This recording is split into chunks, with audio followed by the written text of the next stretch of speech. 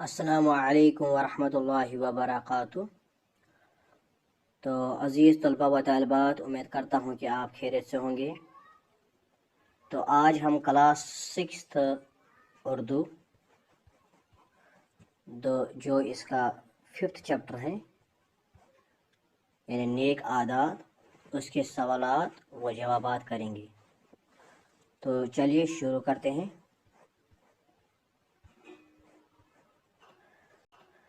तो इस सबक का जो पहला सवाल है वो है, आदमी किस तरह से पहचाना जाता है? तो इसका जवाब है, आदमी को उसकी आदतों से पहचाना जाता है।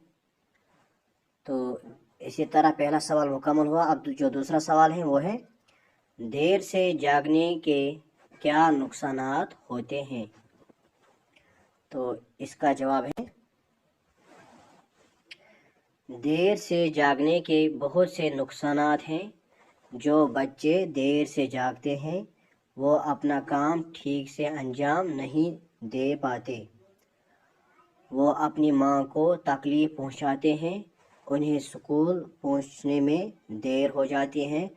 वो अपना नाश्ता नहीं कर पाते, स्कूल का काम अच्छे ढंग से नहीं कर पाते और वो अपनी कमीज़ के बटन और जूतों के तस्मे स्कूल पहुँचकर बंद करते हैं।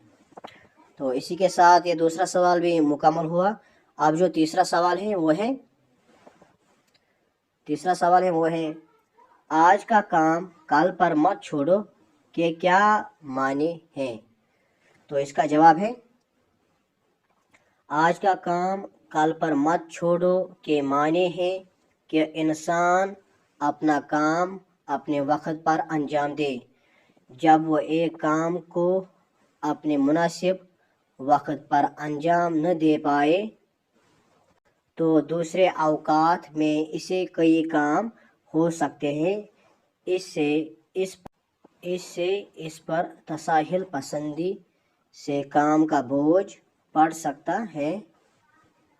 इसके माने ये भी हैं कि इंसान वक्त की कदर करे। तो इसी तरह तीसरा सवाल मुकम्मल हुआ। अब जो चौथा सवाल है वो है, आज का काम कल पर छोड़ने से क्या नुकसान होता है? तो इसका जवाब है, इसके नुकसानात ये हैं कि इंसान अपना काम भी पूरा नहीं कर पाता है। अब वो काम करे भी तो इस कदर जल्दी और बेदिली से करता है कि ठीक से संभालने का मौका नहीं मिलता और कहीं न कहीं काम में ज़रूर कोई नुक्स रह जाता है। दूसरा नुकसान ये है कि वो अपने कंधों पर काम का बोझ डालता है, जिससे उतरना एक ही वक्त में मुश्किल हो जाता है। इसी तरह से ये सवाल मुकम्मल हुआ। अब इस सबक का जो पहले सवाल के लास्ट सवाल है वो है, झूठ बोलना क्यों अच्छा नहीं है? तो इसका जवाब है, झूठ बोलना अच्छी आदत नहीं है। वक्ती तौर पर इंसान इससे फ़ायदा हासिल करता है, मगर आखिरकार इसकी कुली खुल जाती है और इंसान नादिम हो जाता है। एक झूठ बोलने से कई झूठ बोलने पड़ते हैं, लिहाजा एक सच बोलने से मज़ीद वजाहत की तलब नहीं रहती। झूठ बोलने से दूसरों को धोखा नहीं बल्कि अपने आप की कदर व मंजिलत घुट जाती है। इसी तरह से आगे बढ़ेंगे।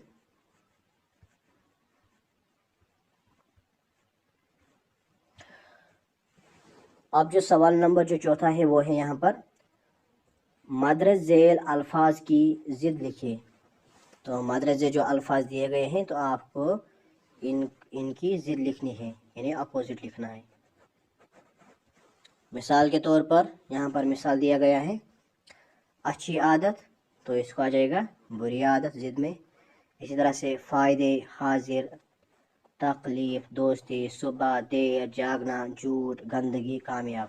تو ان کے ہم نے ضد بنائے ہیں، وہ نیچے ہیں، آپ دیکھیے یہاں پر.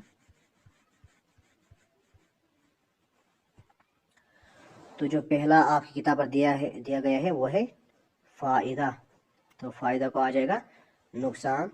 اسی طرح سے کامیاب، کامیاب کو آ جائے گا ناکام.